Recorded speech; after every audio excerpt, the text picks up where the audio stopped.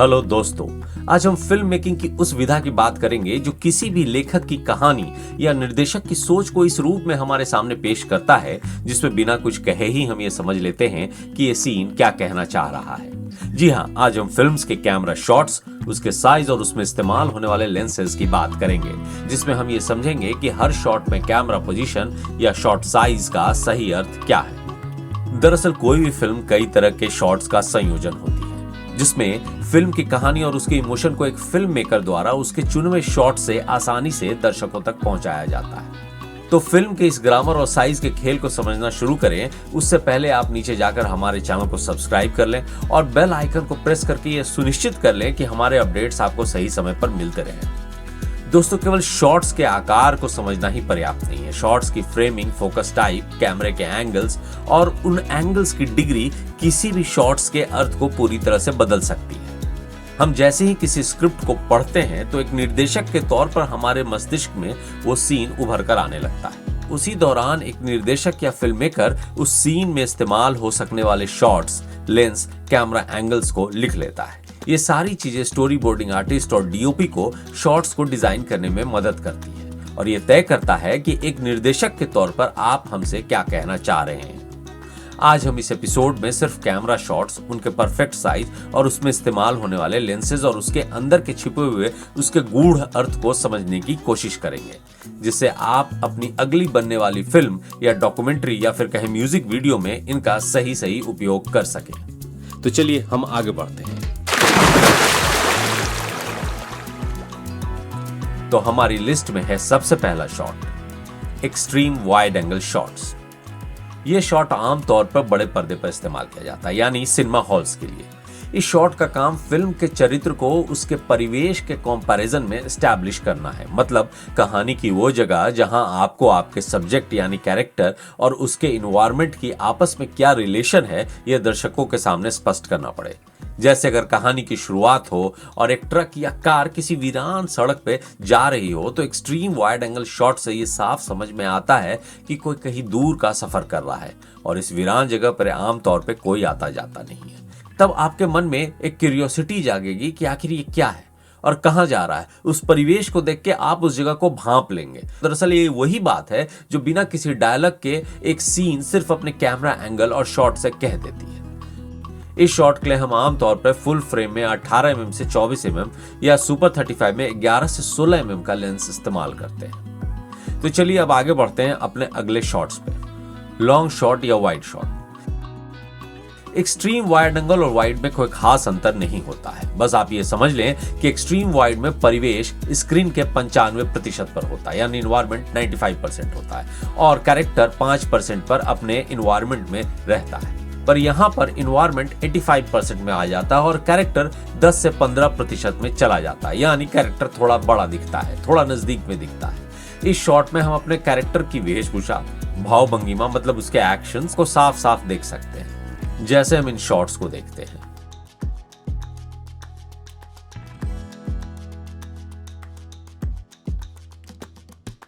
इस शॉट के लिए हम आमतौर पर फुल फ्रेम में 24 mm से लेकर 35 mm और सुपर 35 में 16 mm से लेकर 24 mm इस्तेमाल करते हैं।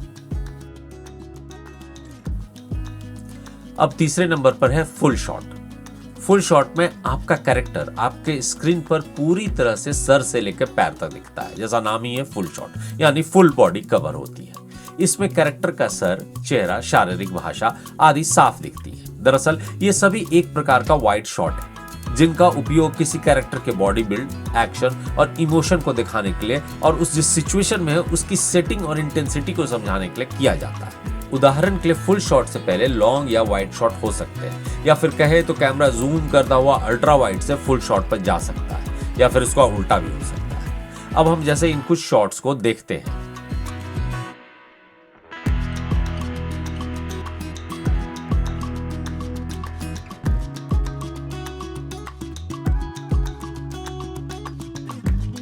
इस शॉट में हम आमतौर पर फुल फ्रेम में 35 mm से लेकर 50 mm और सुपर 35 में 23 mm से लेकर 35 mm का इस्तेमाल करते हैं। फोर्थ शॉट है मीडियम वाइड शॉट। अगर हम किसी फुल शॉट को सिर्फ घुटने से ऊपर तक क्रॉप या जूम कर देंगे तो वो बन जाएगा मीडियम वाइड शॉट।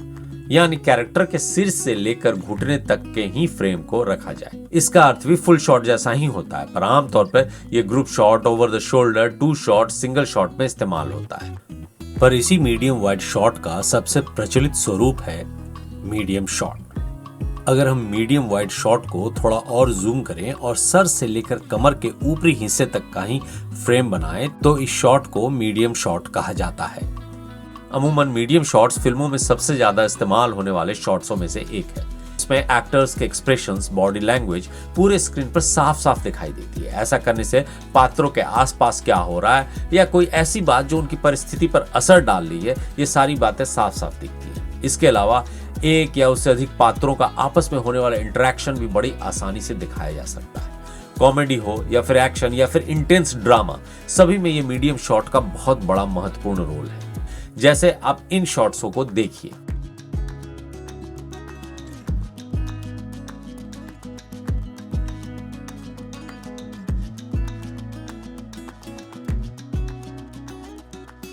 इन शॉटों को हम आमतौर पर फुल फ्रेम के 35 mm से लेकर 50 mm और सुपर 35 के 23 mm से लेकर 35 mm तक में इस्तेमाल करते हैं।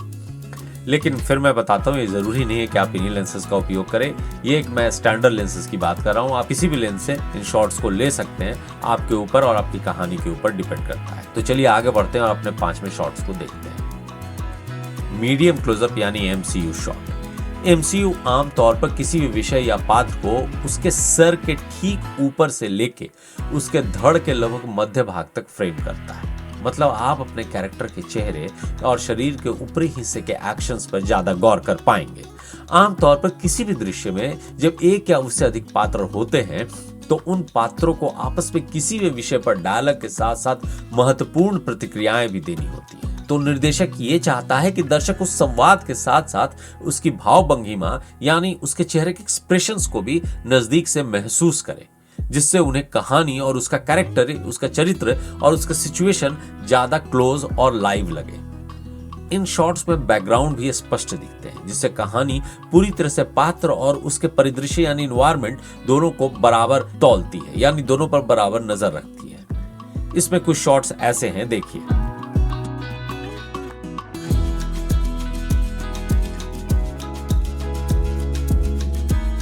इस शॉट पर आमतौर पर हम पोर्ट्रेट लेंस का इस्तेमाल करते हैं। हम 24 से लेकर 70 फुल फ्रेम के लिए और सुपर 35 के लिए 17 से लेकर 50 तक के mm को इस्तेमाल कर सकते हैं। चलिए अब आगे बढ़ते हैं अपने 6ठे शॉट्स की ओर। Close up shots. मीडियम क्लोजअप को थोड़ा जूम इन करेंगे तो आपके एक्टर के फेस पर एक टाइट फ्रेम बनेगा। ये फ्रेम सिर्फ और सिर्फ उस एक्टर यानी उस कैरेक्टर के पर्सनल इमोशंस यानी निजी भावनाओं को ज्यादा उभार कर लाता है, जैसे दुख, उत्साह, शक, नफरत या फिर गुस्सा। यानी आपकी आंखें और आपके चेहरे एक कलाकार के तौर पर जितना भाव लाएंगी वो दर्शकों से सीधा और सबसे ज्यादा कनेक्ट होगा। जैसे अगर मैं तुम्बड़ फिल्म का उदाहरण लूं तो आप इन 2 शॉट्स को देखिए। इस वाइड शॉट में 2 कैरेक्टर आपस में बात कर रहे हैं, जिसमें लगभग इस मीडियम शॉट वाले पात्र ने कुछ ऐसा कहा कि सामने वाले बूढ़े पात्र को एक रिएक्शन देना था। अगर इस शॉट में हम वो रिएक्शन डिटेल नहीं देखते तो शायद दर्शक उसकी भावनाओं को रजिस्टर नहीं कर पाते।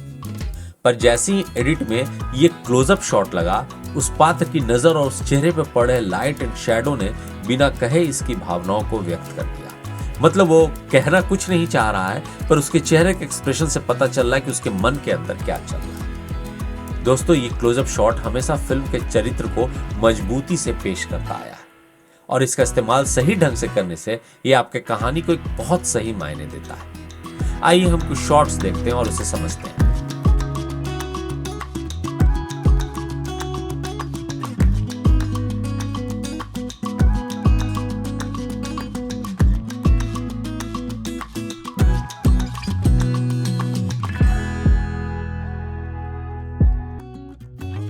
आमतौर पे शॉट के लिए हम पोर्ट्रेट लेंस का इस्तेमाल करते हैं। जैसे फुल फ्रेम में हम 85 mm से लेकर 120 mm तक का इस्तेमाल करते हैं और APS-C में यानी सुपर 35 में हम 50 mm से लेकर 90 mm तक का इस्तेमाल करते हैं। लेकिन फिर मैं बता रहा हूँ, आपने पहले भी देखा, इसकी जरूरत हमेशा नहीं पड़ती। आपके सीन के हिसाब से आप लेंसेज को इस्तेमाल कर सकते हैं आपकी कहानी की जरूरत के हिसाब से। तो चलिए अब आगे बढ़ते हैं, अपने 7वें और सबसे अंतिम शॉट्स की ओर चलते हैं।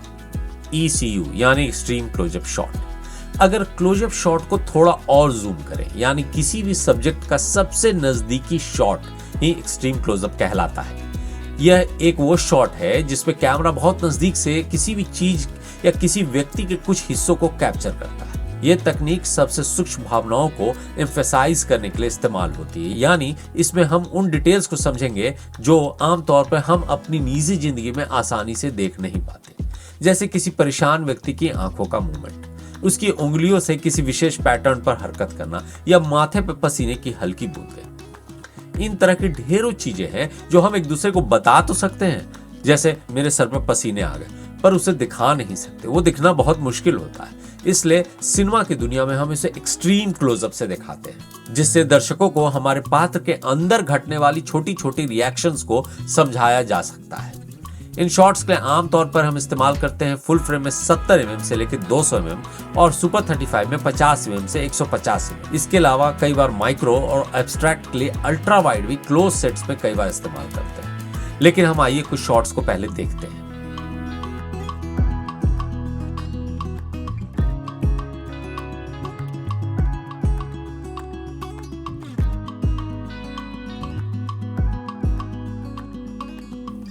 तो खैर दोस्तों, ये थे फिल्म के शॉट्स और उसके साइज। आप इनका इस्तेमाल आसानी से अपनी स्क्रिप्ट के अनुसार कर सकते हैं, लेकिन फिल्म की कहानी बस इन्हीं शॉट्स से नहीं बनती।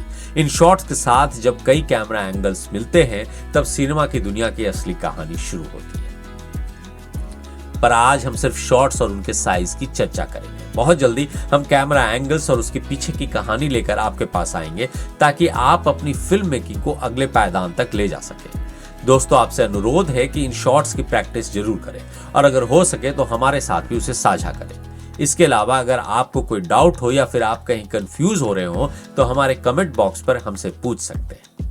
तो चलिए दोस्तों, अब चलने का वक्त हो रहा है, पर चलने से पहले एक बार ये फिर से रिक्वेस्ट है कि अगर आपको हमारा ये वीडियो पसंद आया तो प्लीज लाइक कर लें, सब्सक्राइब कर लें और शेयर भी करें। आप जानते हैं कि आप हमारे लिए कितना इंपॉर्टेंस रखते हैं, क्योंकि हमारा ये चैनल नया है, इसलिए हमें आपसे ज्यादा से ज्यादा सपोर्ट की जरूरत है। इसलिए प्लीज आप अपने सपोर्ट को ऐसे ही बनाए रखें और साथ में अगर आपको किसी भी टॉपिक पर वीडियो चाहिए तो हमें हमारे कमेंट बॉक्स में लिख भेजिए। हम पूरी कोशिश करेंगे उस पर वीडियो लाने की। तो फिर मिलते हैं अब अगले वीडियो में, तब तक के लिए हैप्पी फिल्मिंग और सायोनारा।